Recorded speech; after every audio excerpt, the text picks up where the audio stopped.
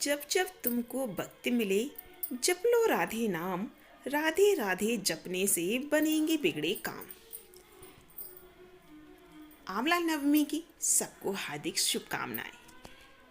आज मैं आपको आंवला नवमी की कहानी सुनाने जा रही हूँ। आंवला नवमी का व्रत बहुत लोग करते हैं और इसकी पूजा को भी बड़ी श्रद्धा के साथ कार्तिक माह में किया जाता है। तो चलिए आपको सुनाते हैं आज की कहानी। एक राजा था। उसका प्रण था वह रोज 1.25 मन आंवले दान करके ही खाना खाता था। इससे उसका नाम आंवलिया राजा पड़ गया। एक दिन उसके बेटे बहू ने सोचा कि राजा इतने सारे आंवले रोज रोज दान करते हैं, इस प्रकार तो एक दिन सारा खजाना ही खाली हो जाएगा। इसीलिए बेटे ने राजा से कहा कि उसे इस तरह दान करना बंद कर देना चाहिए।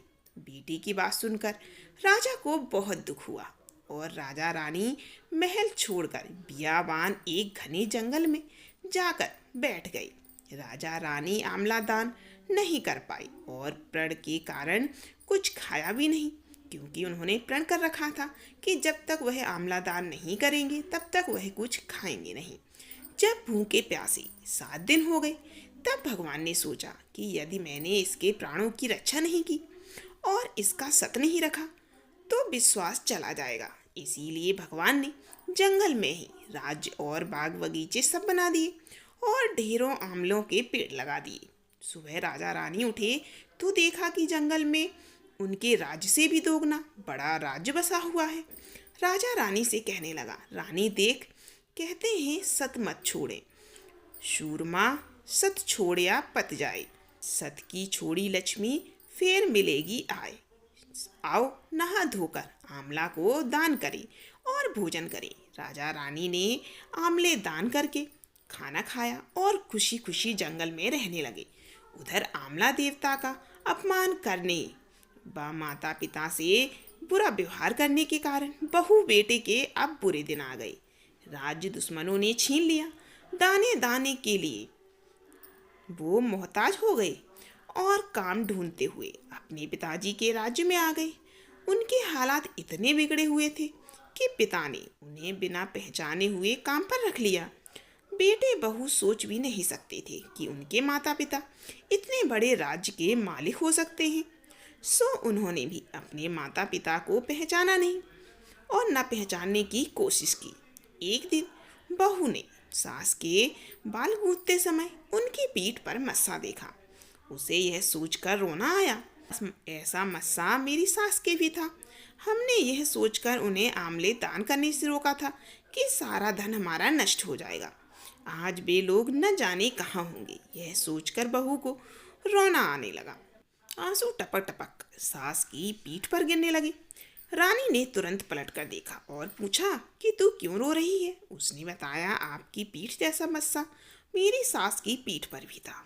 हमने उन्हें आंवले दान करने से मना कर दिया था, इसीलिए वे घर छोड़कर चली गईं। तब रानी ने उन्हें पहचान लिया और सारा हाल पूछा और अपना हाल भी अपनी बहू को बताया। अपने बेटे बहू को समझाया कि दान करने से कभी धन कम नहीं होता बल्कि बढ़ता है। बेटे बहू भी अब सुख से राजा रानी के साथ रहने लगे। हे भगवान, जैसे आपने राजा रानी का सत रखा वैसे ही सबका सत रखना, कहते सुनते सारे परिवार का सुख रखना। ये थी आंवला नवमी की पहली कहानी। अब हम आपको आंवला नवमी की एक और दूसरी कहानी है जो बहुत प्रचलित है, वो भी आपको सुना रहे हैं। काशी नगर में एक निसंतान धर्मात्मा वैश्य रहा करते थे। एक दिन वैश्य की पत्नी ने एक पड़ोसन से कहा, यदि तुम किसी पराये लड़के की बलि भैरव के नाम से चढ़ा दो तो तुम्हें पुत्र प्राप्त हो जाएगा।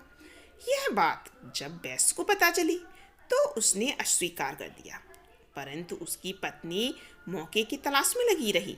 एक दिन एक कन्या को उसने कुएं में गिराकर भैरव देवता के नाम पर बलि दे दी। इस हत्या का परिणाम इसके बिल्कुल विपरीत हो गया। लाभ की जगह उसके पूरे बदन में कूड़ हो गया तथा लड़की की प्रेत आत्मा उसे सताने लगी। वैश्य के पूछने पर उसकी पत्नी ने अपने पति को सारी बात बता दी। इस पर वैश्य कहने लगा, गौवध ब्राह्मण वध तथा बाल वध करने के लिए इस संसार में कहीं जगह नहीं। इसीलिए तू गंगा तट पर जाकर भगवान का भजन कर तथा गंगा में स्नान कर, तभी शायद तेरे कष्टों से तुझे छुटकारा मिल जाए।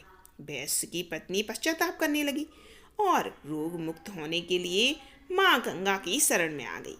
तब गंगा ने उसे कार्तिक शुक्ल पक्ष की नवमी तिथि को आंवले के वृक्ष की पूजा कर आंवले का सेवन करने की सलाह दी थी, जिस पर महिला ने गंगा माता के बताए अनुसार इसी तिथि को आंवले वृक्ष का पूजन किया और आंवला ग्रहण किया और वह रोग मुक्त हो गई। इस व्रत व पूजन के प्रभाव से कुछ दिनों बाद उसे संतान की प्राप्ति भी हुई।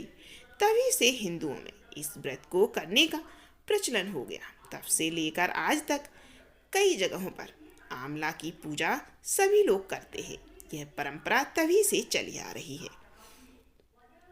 तो आपको कैसी लगी ये आंवला नवमी की कहानी, और बताइएगा क्या आप भी आंवला नवमी का व्रत करते हैं? अगर करते हैं तो वीडियो को लाइक कीजिए, कमेंट कीजिए और कमेंट करके बताइए कि आप आंवला नवमी के व्रत में क्या क्या करते हैं।